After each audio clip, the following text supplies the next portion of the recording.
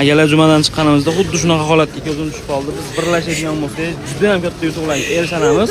Bu bolani hozir operatsiya qilish kerak ekan. Kenday hozir qancha pul ketishi kerak bunga? Domasini qildim.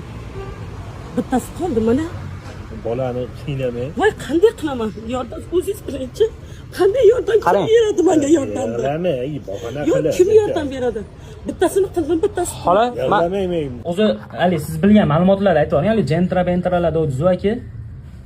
Aka, ular bitta kichkina 20 yoshga to'lmagan o'g'lining qora jentra mashinasi bor. Ha. Ismi nima Ular uni? yana qanaqa 5-4 ming dollarlik mototsikllar beribdi. Mana shu bir hafta cholda minib kelib oldim deb maqtay ko'rsatuvdi. Asadbek degan o'g'illari bor. Ismlari nima?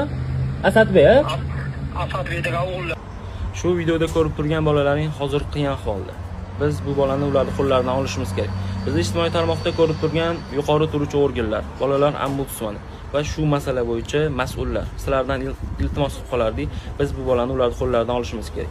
Chunki bu bola ularning qo'llarida qiynalyapti, azob chekyapti. Chunki kuyib ketgan, og'ir ahvolda.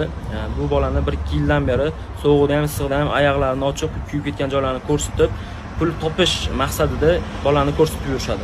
Bu bolani tushgan pullarni o'zlarining ehtiyojlariga ishlatishadi, bolani davolatishmaydi. Shuning uchun sizlardan iltimos qilib qolardim, iloji boricha tanishlaringga jo'natib, videoni keng tarqalishiga hissalaringni qo'shsalaring, xursand bo'lardim. Istoriyalaringga joylasalaring, istoriyalaringga qo'yishlaringni ham so'rab qolgan bo'lardim.